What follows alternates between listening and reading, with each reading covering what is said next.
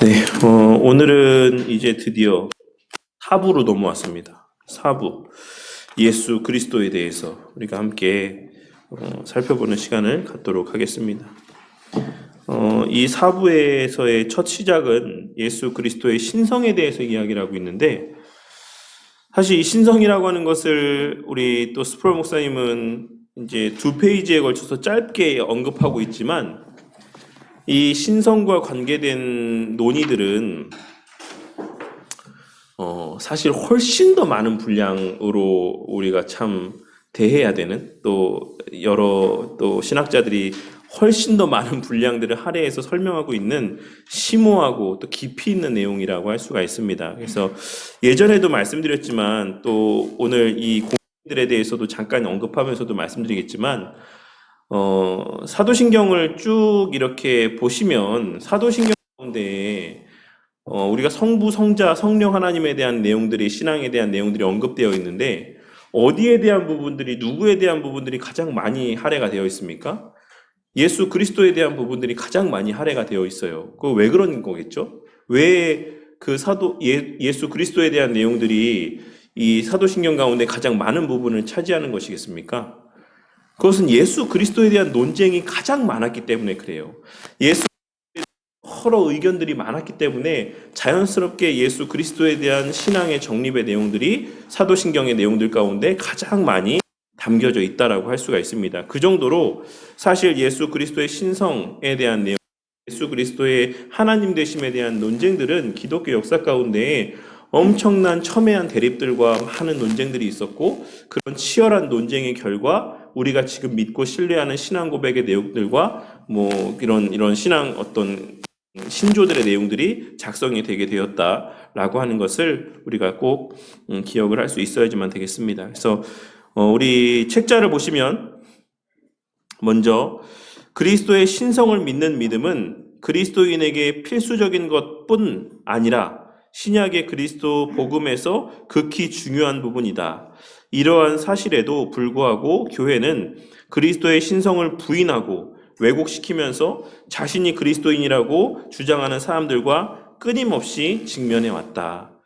그래서 이것은 비단 오늘날뿐만 아니라 또 과거뿐만 아니라 전 시대에 걸쳐서 끊임없이 있어 왔다라고 하는 것을 우리가 이러한 표현들을 통해서 확인할 수가 있을 것입니다. 주 325년에 있었던 니케아 공의회에서는 교회는 이단 아리우스파에 맞서서 예수님이 독생하셨으며 피조되지 않으셨고 그 신적인 속성은 본질적으로 아버지와 동일하다라고 선언을 했습니다. 이러한 확언은 삼위의 제2위이신 분이 하나님 아버지와 본질적으로 하나임을 선언하는 것이었다. 즉 그리스도의 존재는 바로 하나님이다라고 하는 것을 이야기하고 있는 것입니다. 그래서 이 아리우스 논쟁으로 관련해서 나왔던 본질 논쟁이 뭐가 있습니까? 유사 본질과 동일 본질에 대한 내용들이 이제 언급이 되어졌었죠. 이제 아리우스를 따르는 아리우스파의 주장은 예수님이 하나님과 유사한 본질이지만 동일한 본질은 아니다라고 이야기를 했고, 우리가 믿는 우리 신앙은 하나님과 예수님은 동일한 본질이다라고 우리는 믿고 고백을 했던 겁니다. 그래서 이 니케아 공의회의 논의를 통해서 하나님, 성부 하나님과 성자 예수님은 같은 하나님이다라고 하는 내용들이 정립이 되게 됩니다. 그리스도의 신성에 대한 고백은 신약 성경에 나타난 다양한 증거로부터 유추된 것이다. 성육신한 말씀이신 그리스도는 피조물보다 선지하실 뿐 아니라 영원하시다. 그리스도는 태초에 하나님과 함께 계셨고 그가 곧 하나님이시다.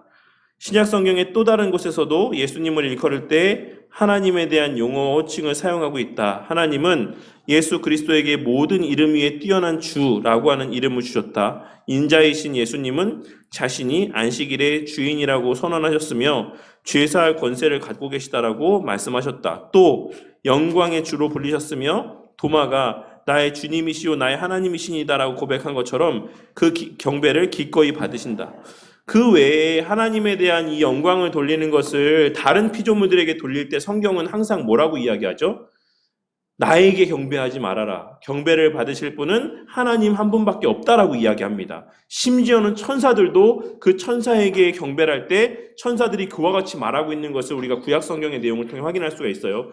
근데 구약 성경에 천사라고 묘사된 대상들 가운데에 그 경배를 그대로 받으시는 분들이 그 경우가 있습니다. 그때는 우리가 뭐라고 이야기하냐면 구약의 현존한 예수 그리스도라고 이야기를 해요.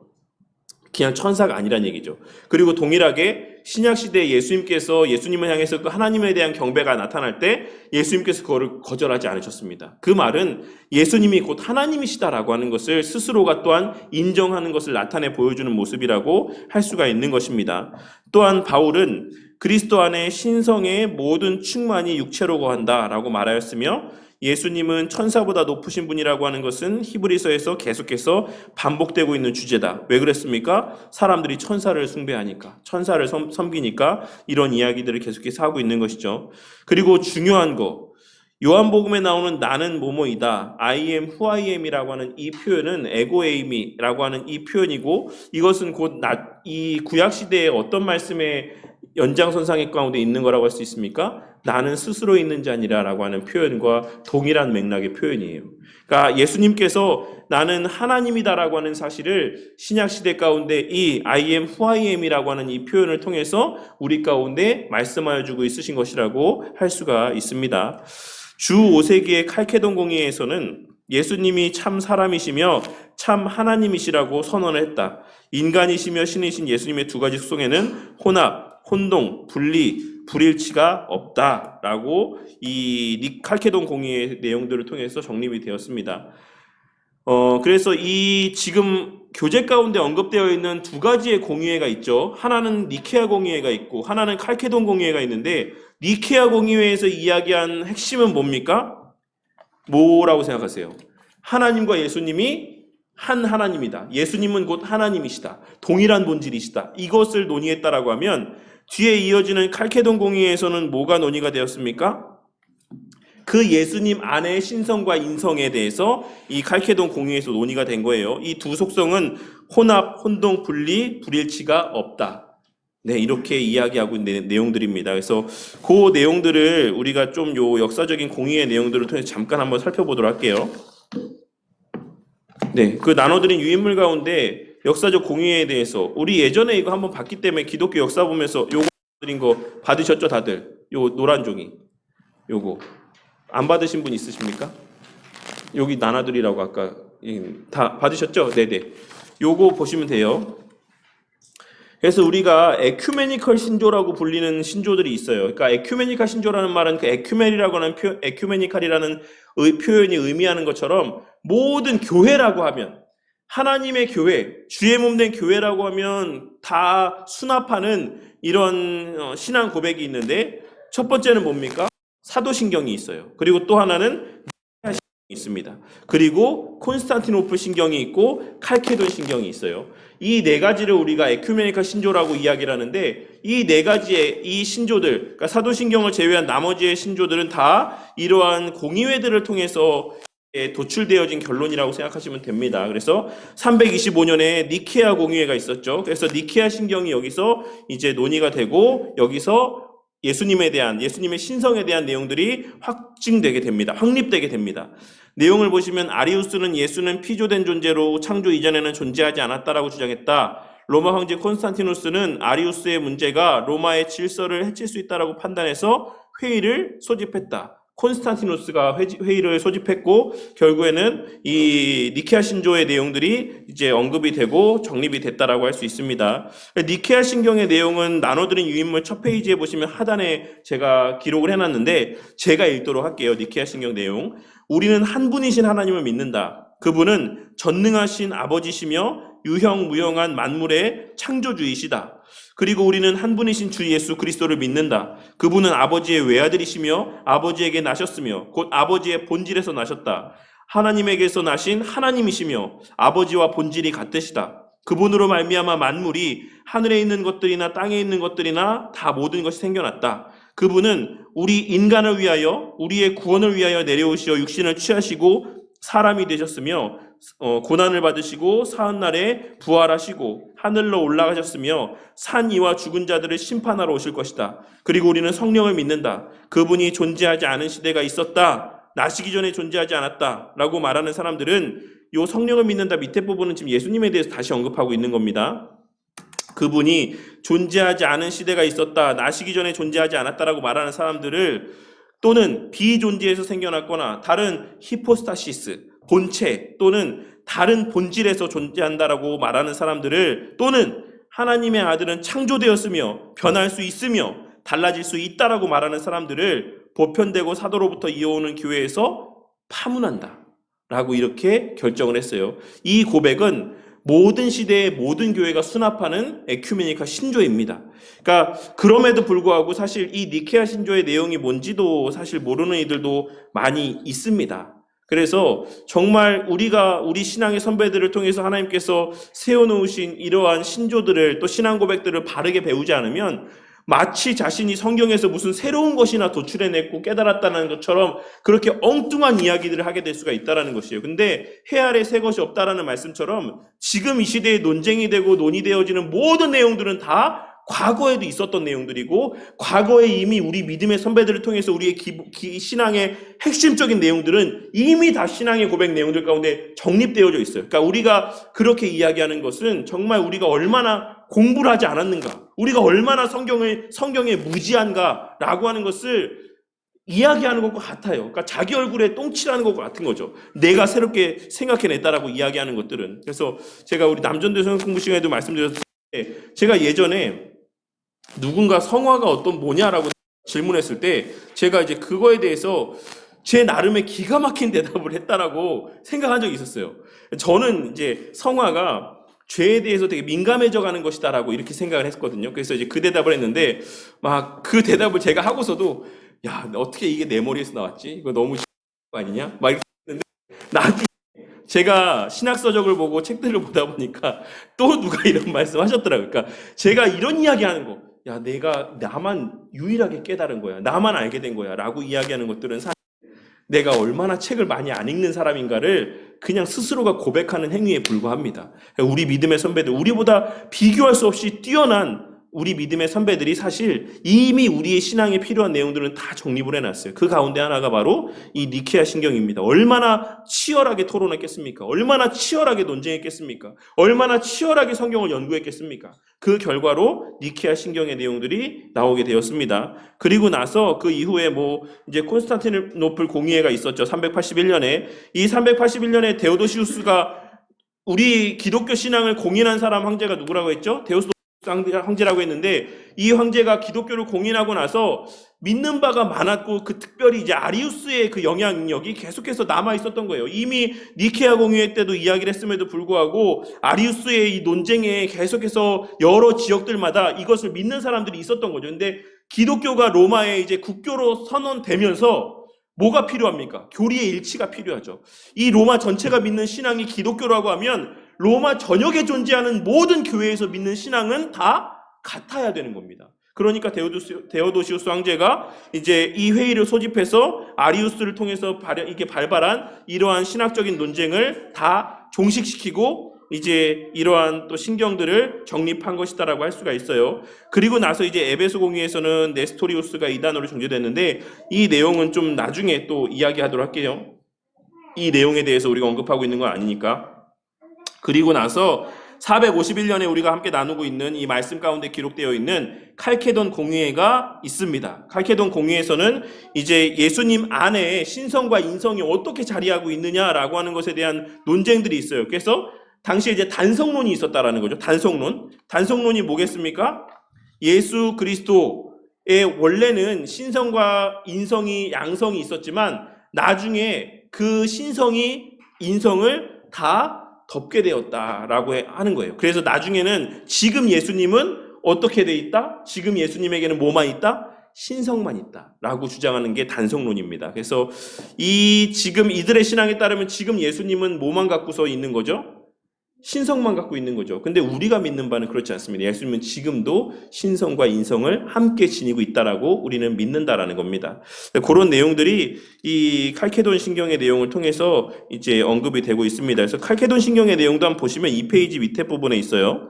2페이지 밑에 부분에 나눠드린 유인물 2페이지 밑에 부분에 보시면 우리는 모두 거룩한 교부들을 따라 일치된 마음으로 우리 주 예수 그리스도를 한 분이시고 같은 성자이심을 고백하도록 가르친다. 바로 그분께서는 신성에서 완전하시고 같은 분이 인성에서 완전하시며 같은 분이 참으로 하나님이시고 이성적인 영혼과 육체로 이루어진 참으로 인간이시다. 같은 분이 신성에 따라서는 성부와 본질이 같으시고 인성에 따라서는 우리와 본질이 같으시며 죄 말고는 모든 면에서 우리와 똑같으시다. 같은 분이 한편으로는 신성에 따라 시대전에 아버지에게서 나시고 다른 편으로는 인성에 따라 마지막 날에 우리를 위해 우리의 구원을 위해 동정녀이시고 하나님의 어머니이신 마리아에게서 태어나셨다. 한 분이시고 같은 분께서 그리스도 외아들 주님이시며 두 본성 안에서 혼합되지 않으시고 변화되지 않으시며 분리되지 않으시고 나뉘어지지 않으시는 분으로 인식되며 이 외에는 결합으로 인해 본성들의 구별이 없어지지 않으시고 오히려 두 본성의 각속성이 보존되며 하나의 위격과 하나의 히포스타시스, 앞서도 얘기했죠. 하나의 본체로 결합되신다. 외아들이시며 하나님이시고 말씀이신 주 예수 그리스도께서는 두 위격으로 나뉘거나 분리되지 않으시며 이전의 예언자들이 그분에 관해 그리고 예수 그리스도 친히 우리에게 가르치신 바와 같이 그리고 교부들의 신앙 고백이 우리에게 전해드렸듯이 한 분이시고 같은 분이시다라고 이야기하고 있는 게 칼케돈 신경의 내용입니다. 그래서 이 내용을 아시겠죠? 예수님의 하나님 되심에 대해서 그리고 예수님의 신성과 인성이 예수님이라고 하는 그 한 본체 안에 어떻게 존재하고 있는가, 공존하고 있는가에 대해서 고백을 하고 있는 내용들이라고 할 수가 있습니다. 그래서 요 나눠드린 유인물 이제 윗부분에 보시면 아리우스주의가 그럼 뭐냐? 아리우스가 이야기했던 내용들이 뭐냐라고 생각했을 때 보시면 아들인 그리스도가 태어난 자라면 존재의 시작과 존재하지 않았을 때가 있다라고 하는 것이죠. 아들은 창조된 자로서 아버지인 신과 아들인 그리스도가 동질일 수 없으며 이질적이다라고 주장을 했습니다. 즉 예수님은 하나님과 동일한 본질이 아닌 유사한 본질을 소유한 존재다라고 하는 표현을 아리우스를 따르는 사람들이 이야기를 했습니다. 그러니까 이게 지금 우리가 생각하면 사실 이게 받아들여집니까? 지금은 우리에게 있어서 이게 받아들이지 않잖아요. 이게 말도 안 되는 내용이라고 여겨지지 않습니까? 그런데 이게 초대 교회 때에는 이것이 엄청난 논쟁의 거리였다라는 거예요. 왜냐하면 우리가 예수님에 대해서 명확하게 생각해 본 적이 없기 때문에 그렇죠. 예수님의 그 살아 생전에는 그런 일들에 대해서 우리가 생각해 볼 적이 기회가 별로 없었고, 이 예수님께서 죽으신 다음에 또 승천하신 다음에 이 땅에 계시지 않게 된 이후에는 그 예수님을 실제로 보거나 예수님부터 실제적으로 가르침을 받은 사람이거나 이런 존재들이 없기 때문에 예수님에 대한 수많은 각양각색의 자기 나름의 그런 생각들과 의견들이 초대교회 때 난무했다라는 거예요. 그래서 결국에 그 가운데는 이 아리우스와 같은 사람의 주장들도 나오게 됐죠. 그래서 아리우스가 주장했던 네 가지 내용들을 네 가지로 요약해보자면, 첫 번째로는 아들, 즉 성자 로고스는 성부 하나님의 최초이자 최고의 피조물이며 하나님과 세상 간의 중보자 보혜사이시고 또한 인지 가능한 모든 시간 전에 성부의 뜻에서 유래하여 무로부터 창조되어 세상을 창조하였다. 아들이라고 하는 용어는 비유이며 예수가 하나님과 같은 존재이거나 지위를 나누어 가지는 것을 의미하지는 않는다. 아들의 지위는 그 자체가 아버지의 의지의 결과이다. 하나님 아버지께서 아버지가 아니었던 시기가 있었으며 하나님의 말씀, 즉 성자는 영원전부터 있었던 것이 아닌 무로부터 만들어진 것이다. 그러므로 성자는 영원하지 않고 시작이 있으며 존재하지 않았던 때가 있었다. 그러니까 예수님이 이 땅에 존재하지 않았던 때가 있었다라는 거예요. 성부 하나님만 존재했을 때가 있었다라는 겁니다. 그러니까 충분히 인간적인 사고와 서사적인 관점, 시간적인 관점에서는 우리는 충분히 그렇게 이해할 수 있죠. 왜냐하면 예수님은 성부 하나님으로부터 나신 게 맞으니까. 근데 성경은 그렇게 이야기하고 있지 않습니다. 우리는 이해할 수 없지만 영원 전부터 성자 예수님은 하나님이셨다라고 이야기를 하고 있어요. 존재하셨다라고 이야기하고 있고, 그러니까 우리는 그것을 우리의 머리로 납득하려고 하고 우리의 언어로 그것을 논리적으로 설명하려고 할 때 그때 이단이 된다라는 사실을 명심해야지만 돼요. 성경이 말하고 있는 것들 가운데 우리가 다 이해할 수 없는 부분의 내용들도 얼마든지 있습니다. 그것은 그냥 그 자체로 남겨두어야지만 되고 성경이 고백하는 대로 믿고 고백하면 끝입니다. 거기서 우리가 이것을 더 납득하기 쉽게 합리적으로 설명하기 위해서 시도할 때 우리는 얼마든지 이단으로 빠질 수가 있는 겁니다. 그리고 제가 특별히 5번째 항을 빨간색으로 표시하고 있는 이유는 이것이 오늘날 좀 많이 성령 하나님에 대해서 오해되고 있는 부분들이 있기 때문에 그래요. 성령은 성자의 첫 피조물이자 비인격적인 활동력이다. 우리는 성령 하나님에 대해서 어떻게 이야기합니까? 인격적인 동일한 하나님이라고 믿잖아요. 근데 이 아리우스는 뭐라고 이야기했냐면 성령은 성자의 첫 피조물, 성부의 첫 피조물은 누구다? 성자다. 그 성자의 첫 피조물은 누구다? 성령 하나님이다 라고 이야기하고 있는 것이죠. 그리고 그 성령은 인격적인 존재가 아니라 비인격적인 활동력이다. 이거 들으시면서 뭐 생각나는 게 없으십니까? 오늘날 성령 충만을 이해할 때 그 성령 충만을 우리는 뭐라고 이해합니까? 많은 사람들이 그냥 어떠한 에너지, 능력 이렇게 이야기해요. 지금 이 활동력이라고 이야기합니다. 그래서 성령 충만한 사람은 뜨겁고 뭔가 열심히 있고 뭔가 활동력 있는 어떤 신앙의 삶을 살아가고 어떤 놀라운 어떤 이적들을 나타내고 경험하고 이런 것을 이야기하지 않습니까? 근데 그 이야기가 언제부터 나왔던 이야기라고요? 아리우스도 똑같은 얘기를 했다라는 거예요. 성령 하나님에 대해서. 성령 하나님은 비인격적인 활동력이다. 근데 성령 하나님은 인격적이신, 우리와 인격적으로 교제하시는 하나님입니다. 아시겠죠? 그런 차이를 분명하게 좀 인지하셨으면 좋겠고, 그러므로 성부가 성자에 종속되고 성자의 성령이 종속된다. 그래서 이것이 이 필리오케 논쟁이라고 해서 이게 동방교회와 서방교회를 또 나눠지게 만드는 하나의 교리적인 근간이 되기도 해요. 우리는 어떻게 믿냐면 성령 하나님이 어디에서 유래됐다라고 우리는 믿냐면 성부 하나님과 성자 하나님에게서 성령 하나님이 나오셨다고 믿는데, 이 동방교회 계열에 있는 교회들은 성부 하나님에게서 성자 하나님이 나오고 성자 하나님에게서 성령 하나님이 나왔다라고 이렇게 수식적인 관계로 봅니다. 그래서 이것을 이제 필리오케 논쟁이라고 이야기하는데, 뭐 이것이 동방교회와 서방교회가 나눠지는 결정적인 계기는 아니지만 결정적으로 완전하게 동방교회와 서방교회가 완전하게 단절되는 건 언제라고 말씀드렸습니까? 십자군 전쟁 때 완전하게 이제 단절되게 되고 여러 상황적이고 정치적인 문제로 헤어지게 되지만 이 그 근간에는 이런 교리적인 차이점들도 자리하고 있긴 했어요. 근데 다만 이게 결정적인 문제는 아니다. 오늘날의 아리우스와 유사한 주장을 하는 이단들도 있습니다. 오늘날에도 누가 있습니까? 여호와의 증인이 있죠. 여호와의 증인이 예수님을 그렇게 성부 하나님보다 열등한 존재로 이렇게 봅니다. 그래서 저도 뭐 여호와 증인을 다 알지 못하지만 어쨌든 여호와 증인이 갖고 있는 예수님에 대한 인식이 그와 같이 아리우스가 이야기했던 것처럼 성부 하나님보다 열등한 존재로서의 그런 예수님으로 여긴다라고 하는 것, 그런 모습은 여전히 오늘날에도 존재하고 있다라고 하는 것을 확인할 수가 있습니다. 그리고 또 하나, 이제 단성론이 있다라고 말씀드렸잖아요. 단성론을 이제 이야기하자면 예수님의 인성은 인성과 신성 이 두 개의 성질로 구성되어 있지만 예수님은 육신을 입어서 지상에 나타난 뒤에 인성은 포도주가 바다에 섞이는 것처럼 신성이 합쳐져서 단일한 성질이 되었다라고 이야기를 합니다. 그래서 이 단성론을 믿는 교회들은 어디가 있을까요? 단성론을 믿는 교회들은 오늘날에는 콥틱 교회, 이집트에 있는 콥틱 교회, 그리고 그 콥틱 교회에 영향을 받은 에티오피아 정교회도 단성론을 믿는 교회입니다. 그리고 또 어떤 교회가 있을까요?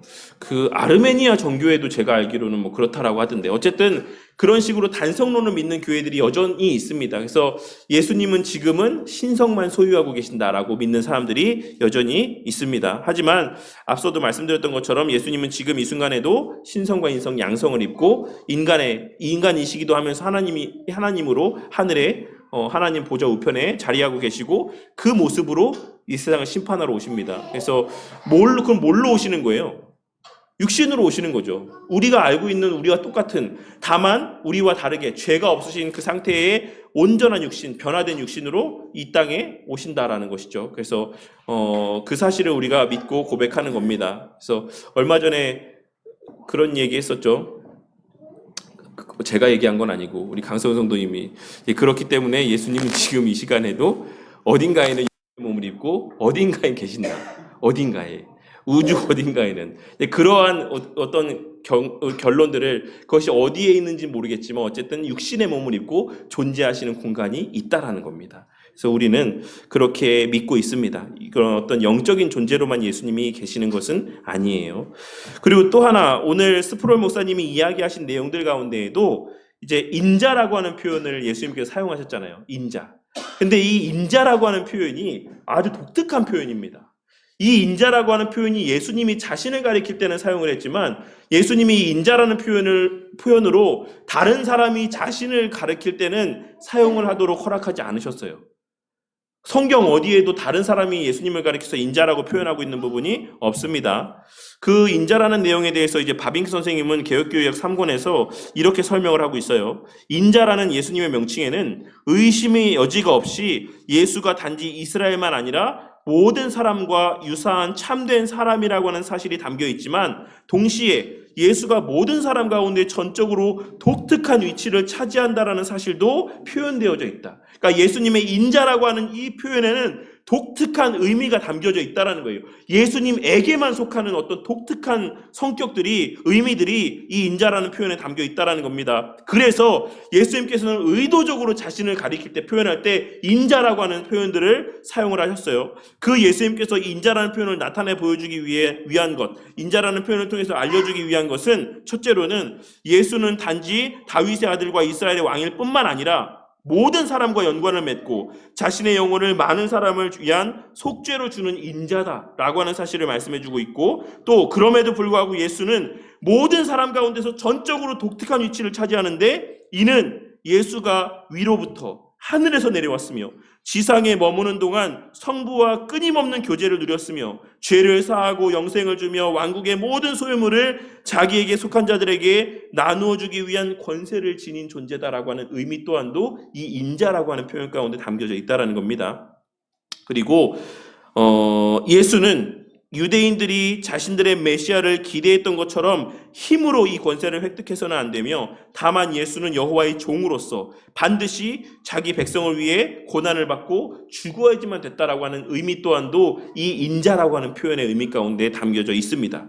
그리고 예수는 무엇보다도 이 길을 따라서만 부활과 승천, 하나님 우편에 높이 올려지고 심판을 위한 재림의 영광에 이르게 된다라고 이제 이야기하고 있습니다.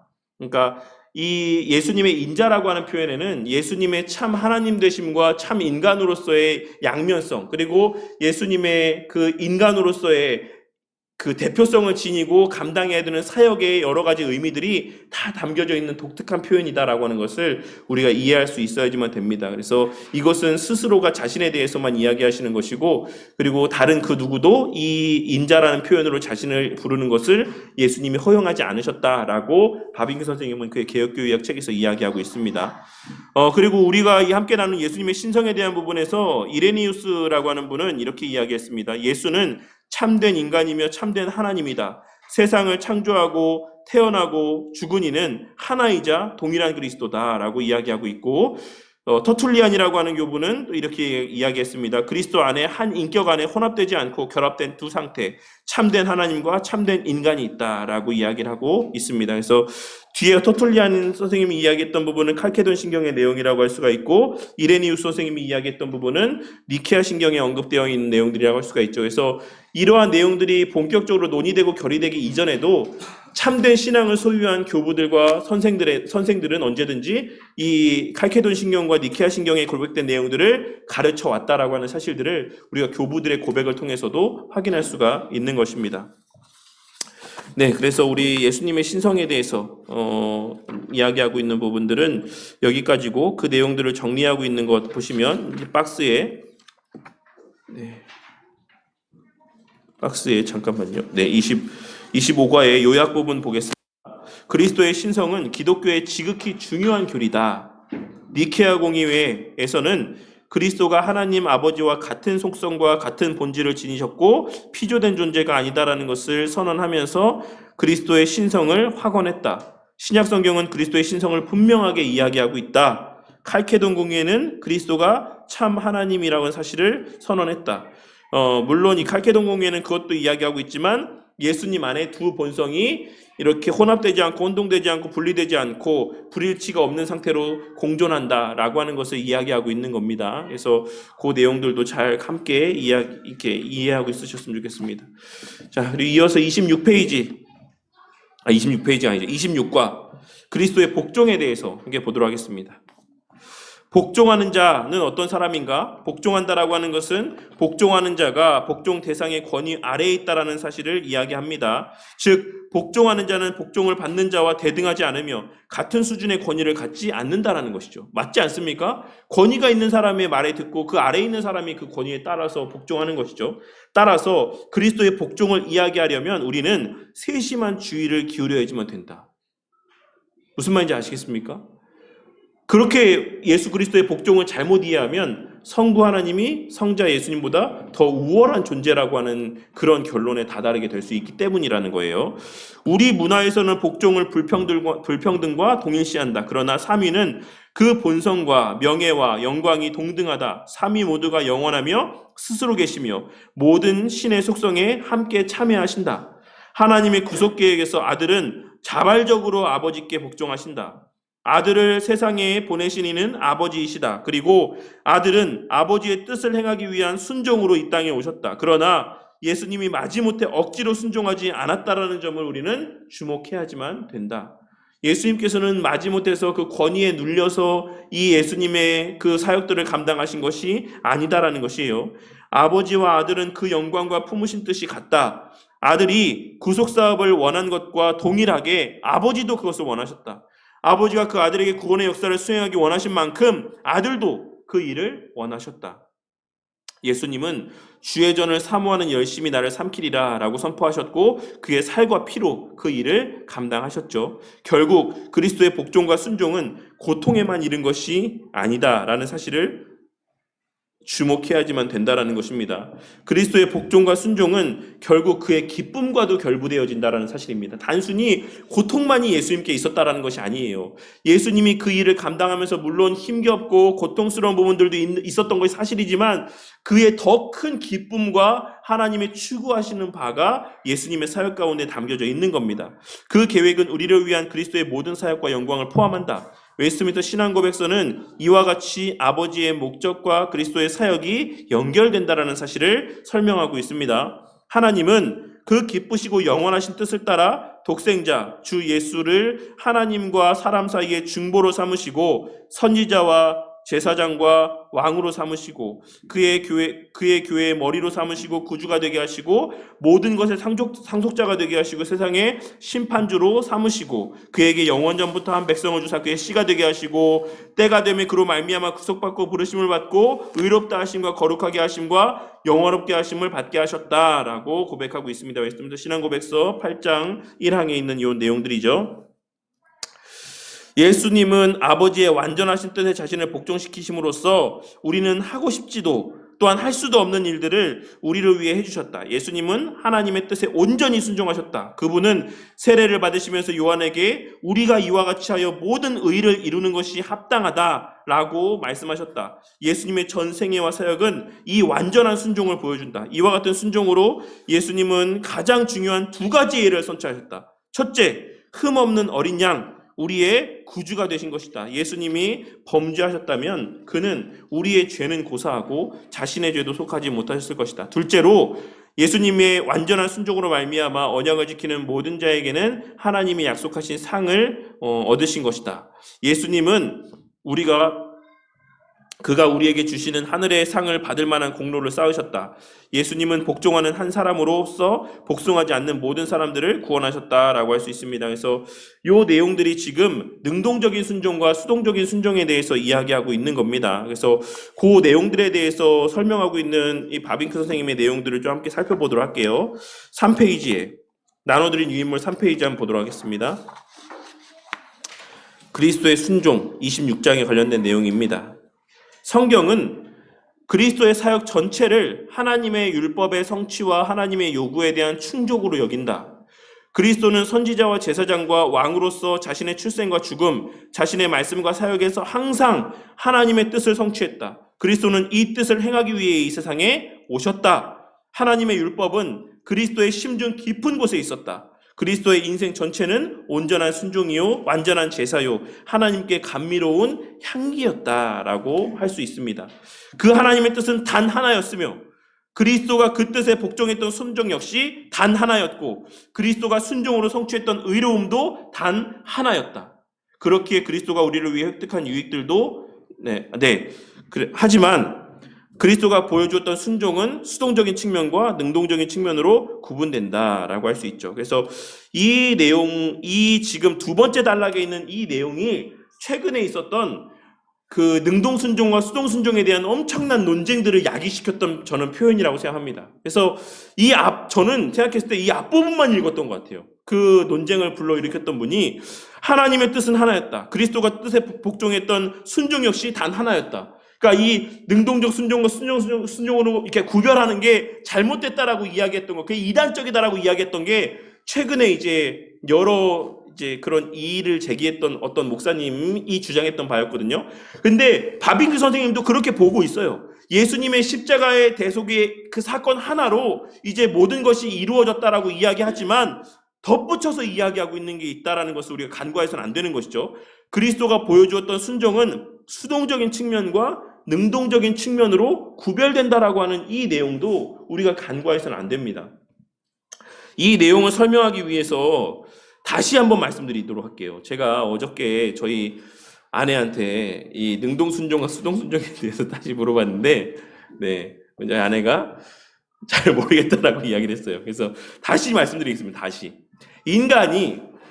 아담이 원죄를 저질렀죠. 원죄를 범하지 않았습니까? 하나님께서 하지 말라는 그 행위 언약을 깨뜨렸잖아요.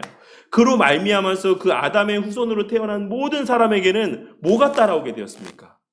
그 원죄가 따라오게 되었죠. 그 원죄로 말미암는 이 모습들이 뭐로 이어지게 되었죠? 어떤 모습으로 표출되게 되었습니까? 죄책과 오염이라는 형태로 나타나게 되었죠. 죄책은 뭡니까? 죄책이라고 하는 것은 벌책과 범책으로 나타날 수 있는 내용이에요. 그 죄로 인한 결과인 거죠. 책임져야 될 부분인 거죠. 우리에게 부여된 형벌과도 같은 겁니다. 근데 이 죄책의 부분들은 뭐가 있냐면 범책과 벌책이 있어요. 범책이 뭡니까? 범책. 다시 한번 말씀드리지만 우리가 죄를 지은 범법자라는 사실이에요. 범법자라는 사실. 그러니까 우리가 어떤 사람이 제가 만약에 살인을 저질렀습니다. 살인을 저질렀으면 그때부터 저는 뭐가 되죠? 살인자가 되죠. 근데 살인자는 받아야 될 책임이 있어요. 법원에서 선고를 받아서 무기징역을 받든 사형을 선고받든 어떤 제가 받아야 될 형벌이 주어지게 되죠. 근데 예를 들어서 제가 이제 감옥에 갇혀서 살인은 안 되겠다. 도둑질로 하시죠. 도둑질을 했는데 예를 들어서 한 5년이 나왔어요. 그래서 5년을 복역을 하고 나오면은 이제 저에게 있어서 그 벌책이 있습니까? 제가 더 이상 감당해야 되는 책임이 있습니까? 없죠. 저는 책임을 다 했잖아요. 죄에 대한 대가를 다 치렀잖아요. 근데 그래도 변하지 않는 사실이 있어요. 뭐가 남습니까? 범죄자라는 사실이 남잖아요. 소위 말해서 빨간 줄이라고 하는 게 제 평생의 삶 가운데 제가 이 땅에 존재하는 한 계속 저를 따라다닙니다. 그러니까 이 범책과 벌책은 그런 거예요. 그러니까 우리가 하나님 앞에서 받아야 될 원죄로 말미암는 형벌이 뭡니까? 사망이죠. 사망의 형벌이지 않습니까? 벌책이. 근데 이 사망의 형벌을 누가 대신해 주셨어요? 예수님이 대신해 주셨잖아요. 그 예수님이 대신해 주셨다라고 하면은 이제 더 이상 그로 말미암아서 우리는 그 사망의 형벌을 받지 않아도 됩니다. 근데 그래도 우리에게 남아있는 게 있잖아요. 범죄자라고 하는 사실. 우리가 죄를 범했던 사람이라고 하는 사실. 이 문제를 해결해 주시기 위해서 예수님이 뭘 하셨냐면 율법의 요구를 다 순종하신 겁니다. 누구를 위해서? 우리를 위해서. 우리는 의인이 아니잖아요. 우리가 죄에 대한 책임을 지지 않는다라고 해서 우리가 의인이 되는 건 아니지 않습니까? 그것에 대해서 지금 우리 바빙 선생님도 이야기하고 있는 부분이 있는데 그 내용을 제가 썼나 모르겠네요. 세 번째 단락에 보시면 그 이야기를 하고 있어요. 이 두 가지는 동일한 것이 아니다. 칭의는 자동적으로 천상의 구원과 일치하지 않는다. 이 내용들을 통해서 그러니까 이 두 가지의 요구가 함께이지만 구별된다라고 하는 것을 이야기하고 있는 게 지금 이 수동적 순종과 능동적 순종에서 이 벌책과 범책의 부분들을 계속해서 포괄적으로 이야기하고 있는 부분 가운데 하나입니다. 그래서 예수님께서 율법의 모든 요구를 다 순종하심을 통해서 성취하신 의를 우리에게 전가해 주신 거예요. 우리는 원래 범법자였는데, 우리는 전과자였는데, 이제 우리가 의인이라고 여김받을 수 있도록 예수님이 성취하신, 우리는 성취할 수 없는, 우리가 율법의 모든 요구를 다 성취할 수 있습니까? 없죠. 우리가 의롭다고 칭함받았다라고 하더라도 우리가 그러면 그 이후에 그 율법의 모든 요구를 성취할 수 있습니까? 그래서 우리가 의인이 될 수 있습니까? 없죠. 우리가 스스로 그 의의를 획득할 수가 없는 거예요. 그래서 우리의 그 죄의 문제를 해결할 수 없기 때문에 예수님께서 그 율법의 모든 요구를 성취하신 의를 우리 가운데 전가하여 주신 것입니다. 아시겠죠? 그래서 우리가 이제는 그 예수님의 능동적 순종과 수동적 순종으로 말미암아서 사망의 형벌을 받지 않아도 될 뿐만 아니라 하나님 앞에 의인으로 여김받는 존재들이 된 거예요. 그래서 이것을 우리가 수동적 순종과 능동적 순종이라고 이야기를 합니다. 물론 이 표현이 조금 오해될 수 있기 때문에 요즘에는 이제 다른 표현으로 표현하려고 하는데 전통적으로는 능동적 순종과 수동적 순종 이야기합니다. 왜냐하면 수동적인 성격을 지니고 있기 때문에 예수님께서 십자가에 이걸 지셨어야 되는 이유는 우리가 이미 범한 죄 때문에 그렇게 될 수밖에 없는 여건 가운데 있어요. 예수님이 자발적으로 지셨지만 십자가를 지셨지만 그 성격 자체는 수동적인 성격들이 있기 때문에 우리가 수동적인 순종이라고 이야기를 합니다. 그래서 수동적 순종은 뭐다? 예수님의 우리의 죄를 대신하여 죽으신 것이 수동적 순종이다. 능동적 순종은 그건 뭡니까? 율법의 요구를 다 충족시키신 것. 그것을 십자가상에서 우리에게 전가해 주신 거죠. 그래서 우리가 이것을 위대한 교환이라고 이야기를 해요. 십자가상에서의 위대한 교환이라고 이야기합니다. 그 십자가상에서 누구와 누구 사이에 어떤 교환이 이루어졌죠? 우리와 예수님 사이에 어떤 교환이 이루어졌죠? 우리의 죄의 책임이 예수님에게 전가되어지고 예수님의 성취하신 의가 우리에게 전가되어지고 이 놀라운 위대한 교환이 이루어진 거예요. 우리가 이것을 Great Exchange라고 이야기합니다. 위대한 교환이라고 이야기하죠. 우리의 죄가 그리스도에게로, 그리스도의 의가 우리에게로. 이것이 죄책과 관련된 부분이에요. 근데 그리고 나서 또 뭐가 있다라고 말씀드렸습니까? 죄책과 뭐가 있다라고 말씀드렸어요. 원죄의 결과가 오염이 있잖아요. 그 오염의 문제는 어떻게 씻습니까? 해결됩니까? 그 이후에 성화의 삶을 통해서 이 오염의 문제가 해결되어져 가는 거예요. 누구를 통해서? 성령 하나님을 통해서. 그러면 성령 하나님이 우리한테 어떻게 오게 됐습니까? 예수님의 능동적 순종과 수동적 순종의 십자가 대속의 사역을 통해서 성령 하나님이 우리 가운데 오실 수 있는 여건이 그 길이 마련된 거예요. 죄인이 하나님이시라고 우리가 성령 하나님이 어떤 에너지가 아니라 인격적인 하나님이라고 말씀드렸잖아요. 하나님이 죄와 함께 할 수 있습니까? 하나님이 죄와 함께 할 수 있습니까? 없죠. 그래서 예수님이 이루신 그 공로로 말미암아 이제 우리가 의인으로 여김받고 우리의 모든 죄의 삭이 사라지면서 우리에게 성령 하나님이 임재할 수 있는 길이, 터전이, 여건이 마련됐죠. 그 성령 하나님을 그렇게 보내어 주심을 통해서 우리는 이 땅에서 그 오염된 본성을 계속해서 깨끗하게 해가는 겁니다. 누구를 통해서? 성령 하나님을 통해서. 그렇게 우리의 오염된 본성은 해결되어져 가는 거예요. 그런데 제가 이 내용들을 공부하면서 이렇게 좀 준비하면서 생각을 해봤습니다. 그래서 그런 측면에서 성화에는 그럼 필연적으로 어떤 모습이 생겨날 수밖에 없겠습니까? 이 성화에는 필연적으로 어떤 모습이 있을 수밖에 없겠어요. 뭐와 유비관계가 나타날 수밖에 없겠어요. 예수님의 행하신 일과 유비관계가 있을 수밖에 없어요. 예수님이 뭘 하셨다 했죠? 능동적 순종과 수동적 순종 하셨지 않습니까? 그래서 우리가 성화에 대해서 이야기할 때 우리 선배들이 뭘 이야기했습니까? 죄 죽이, 은혜 살리기를 이야기했어요. 죄 죽이기만 이야기한 것도 아니고 은혜 살리기를 이야기했다라는 겁니다. 우리의 죄를 짓지 않기 위한 열심만이 우리의 성화가 아니라 선을 적극적으로 행하기 위한 열심들이 우리 가운데 있어야지만 된다라고 성화에 대해서 우리 믿음의 선배들이 이야기했던 거예요. 이 두 가지가 뭐에서 유비되는 겁니까? 예수 그리스도의 우리를 위해서 행하신 일, 능동적 순종과 수동적 순종에서 있는 것이죠. 우리가 그리스도에게 접붙임 받는 순간 그리스도께서 행하신 그 모든 일들을 우리 또한 함께 행하여 나아갑니다. 성화라는 이름 안에서 그 죄 죽이기와 죄에서 멀어지는 것과 하나님께서 요구하시는 율법에 대한 순종의 모습으로 나타나는 거죠. 그러니까 이 두 가지는 뗄 수가 없는 겁니다. 성화의 과정들 속에서. 그 내용들을 계속해서 좀 살펴보도록 할게요. 그 하나님의 뜻은 단 하나였으며 그리스도가 그 뜻에 복종했던 순종 역시 단 하나였고 그리스도가 순종으로 성취했던 의로움도 단 하나였다. 하지만 그리스도가 보여주었던 순종은 수동적인 측면과 능동적인 측면으로 구분된다. 하나님께서 타락한 인간에게 제시했던 요구는 이중적이다. 즉, 인간은 율법을 온전하게 준수할 것이며 또한 율법의 범죄는 형벌을 통해 교정될 것이다. 그렇기에 그리스도가 우리를 위해 획득한 유익들도 이중적이다. 즉, 죄의 용서와 영생이다. 이 두 가지는 동일한 것이 아니다. 칭의는 자동적으로 천상의 구원과 일치하지 않는다. 형벌을 감내하는 것 결코 율법의 성취와 동일한 것은 아니다. 그리스도는 우리의 형벌을 감당하기 위해 온 것일 뿐만 아니라 또한 아담이 순종을 통해 반드시 획득해야지만 되었던 그 의와 생명을 얻기 위해서 왔다.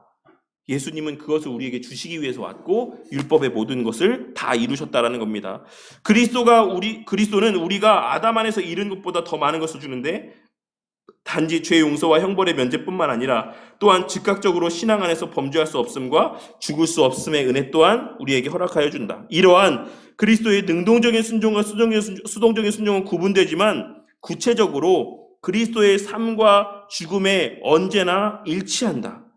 그리스도는 언제나 그리고 모든 일에 동시적으로 선지자와 제사장과 왕이듯이, 그러니까 예수님께서 선지자이시고 왕이시고 또 제사장이신 게 언제 어디서나 항상 동일한 것처럼 마찬가지로 죄의 허물을 속죄하시고 영생을 획득하는 데 지속적으로 활동한다. 그렇기에 죄 용서는 단지 그리스도의 수동적 순종으로 획득되었고 영생은 단지 그리스도의 능동적 순종으로 획득되었다라고 말하는 것도 정확하지 않다.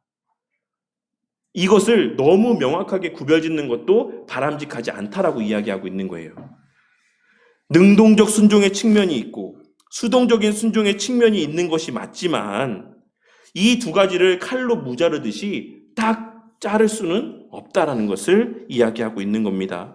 하나님의 뜻은 성경의 가르침에 따르면 단지 그리스도의 삶만 아니라 그리스도의 고난도 포함했고 그 제물은 단지 그리스도의 도덕적 소명만이 아니라 그리스도의 십자가 죽음도 포함했다. 그리스도는 죽음으로써 자신의 순종을 완수했고 자신의 거룩함을 완성했다. 그러니까 예수님의 죄 때문에 십자가에 달려 죽으신 것이 예수님의 수동적 순종의 모습이기는 하지만 그것은 율법의 요구에 대한 성취이기도 하다라는 것을 바빙 선생님은 이야기하고 있어요. 그러니까 이 예수님의 십자가에 달려 죽으심, 그 공의를 만족시키기 위해 죽으심은 그 율법의 요구에 성취되는 모습, 능동적 순종의 의미들도 담겨져 있다라고 이야기하고 있는 겁니다.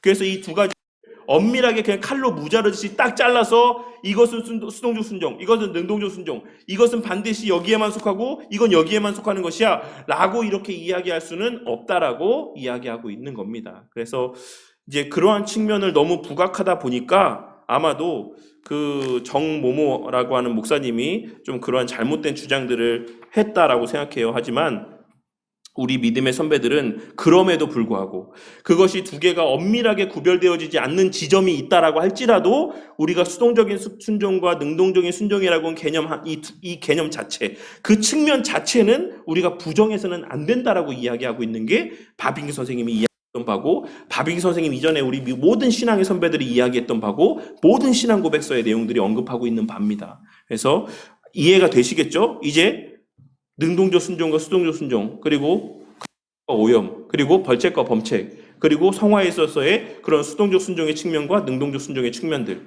이중적 죄 죽이기와 은혜 살리기의 이런 측면들, 이런 것들을 이제 다 아시겠죠? 또 말씀드릴게요. 다음번에 이런 내용들이 나올 때. 그래서 우리의 성화는 그래서 그냥 죄를 짓지 않기 위해 발버둥 치는 삶으로 끝나는 게 아니라 우리의 성화는 더 나아가서 더 성숙한 단계로까지도 나아가야지만 되는 게 마땅합니다. 의를 행하고 선을 행하고 하나님 요구하시는 바와 하나님 기쁘시게 하기 위한 그런 삶의 모습으로까지 나아가야지만 되고 나아가게 될 수밖에 없고 나아가게 하십니다. 그런 과정들을 통해서. 그래서 우리 신앙의 선배들 가운데 한 분은 이런 이야기를 했어요. 우리 안에 하나님의 그와 같은 선이 채워져 갈 때 우리 안에서의 악은 그 자리를 잃고 우리 안에서 밀려나게 된다. 그래서 그러한 여러 가지 이 두 가지의 측면은 함께 가는 것이다라고 하는 것, 이 두 가지가 별개는 아니다라고 하는 것 또한도 우리가 기억해야지만 되겠습니다. 그래서 마지막 요약 챕터 26번의 요약 부분 한번 보도록 할게요. 그리스도는 아버지와 신적인 본성에서 동등하심에도 불구하고 구속사역을 위해 하나님 아버지께 복종하셨다. 하지만 그 복종이라고 하는 것은 권위에 의한 어쩔 수 없이 마지못해 감당하신 복종이 아닌 자발적인 복종이었다. 완전한 순종으로 말미암아 그리스도는 자기 백성의 죄를 짊어질 자격을 갖게 되셨고 구속받은 자에게 약속된 하늘의 상을 얻으셨다. 그러니까 이 표현 자체가 지금 이 능동적 순종과 수동적 선정에서의 어떤 이 교묘하다라면 좀 부정적이니까 아주 기이하게 중첩되어져 있는 부분들까지도 지금 스프롤 목사님이 이 3번에 해당되는 내용들을 통해서 우리 가운데 말씀하고 있는 거예요. 완전한 순종으로 말미암아 그리스도는 자기 백성의 죄를 짊어진 자격을 갖게 되셨다. 완전한 의로운 인간으로서 우리의 죄를 대속할 수 있는 자격을 획득하셨다라는 것이죠.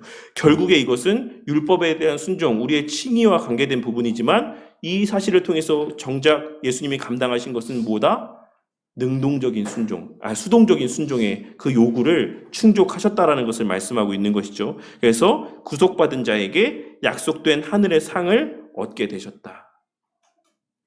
요 내용들이 담고 있는 이 오묘한 이 능동 순종과 수동 순종의 이 결합에 대한 부분들이 이해가 되십니까?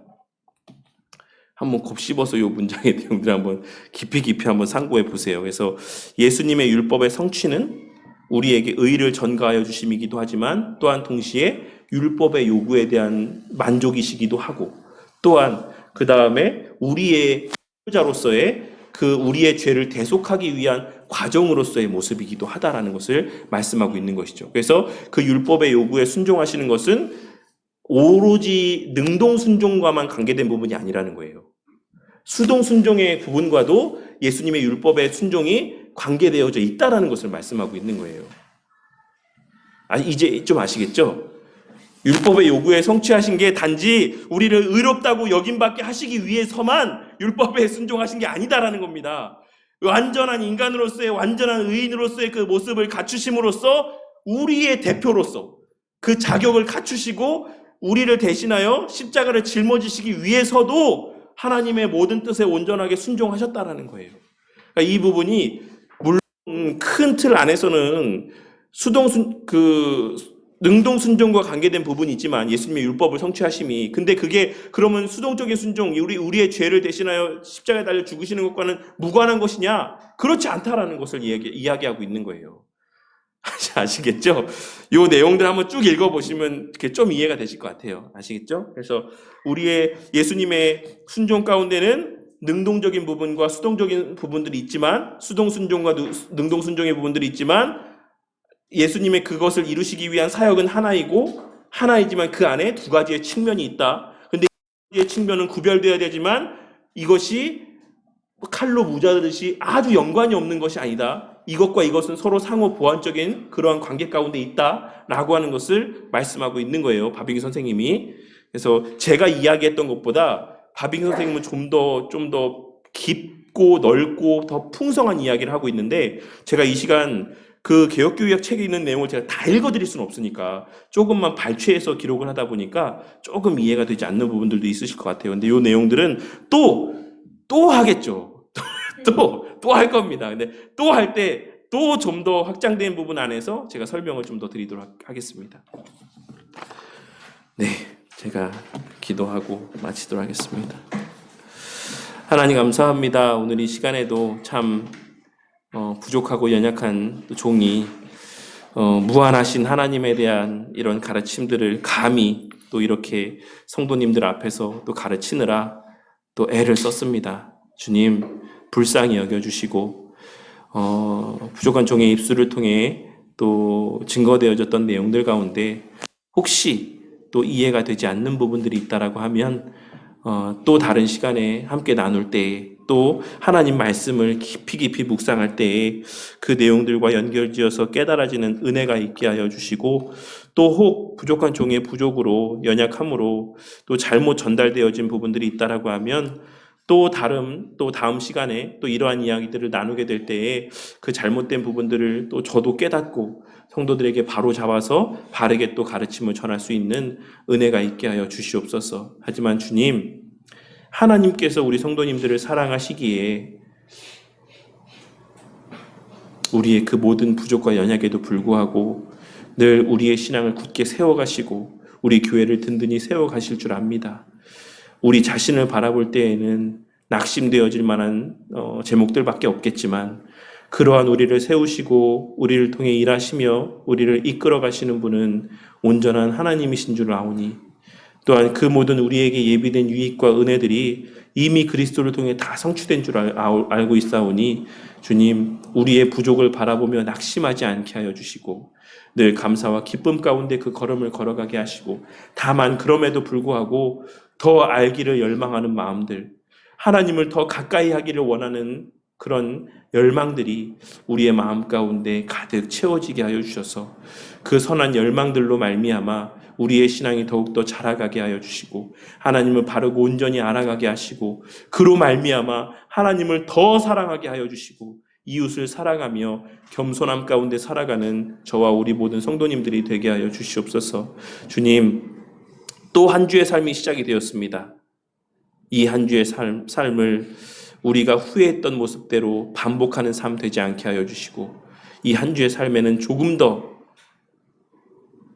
그리스도를 닮아가기 위한 선한 열심들이 가득한 복된 한 주의 삶이 되게 하여 주시옵소서. 주님, 어느덧 12월이 되었습니다. 어떻게 이 2023년의 한 해가 흘러갔는지 알 수 없을 만큼 이렇게 한 해가 빨리 지나갔는데, 이것이 비단 2024년 뿐만 아니라 앞으로의 우리에게 주어질 24년, 25년 그 모든 시간들 또한 동일하게 그와 같이 빠르게 살과 같이 흘러갈 것이다라는 사실을 인지하고 세월을 아끼는 자들 되게 하여 주시고, 하루를 소중하게 귀하고 가치 있게 선용하는 지혜로운 자들이 되게 하여 주시옵소서. 연말 잘 마무리하고 한 해를 돌아보며 새해를 잘 계획하고 한 해를 맞이하는 우리 모든 바른교회 공동체가 되게 하실 줄 믿사오며 이 모든 말씀 우리 주 예수 그리스도 이름 받들어 기도드렸습니다. 아멘.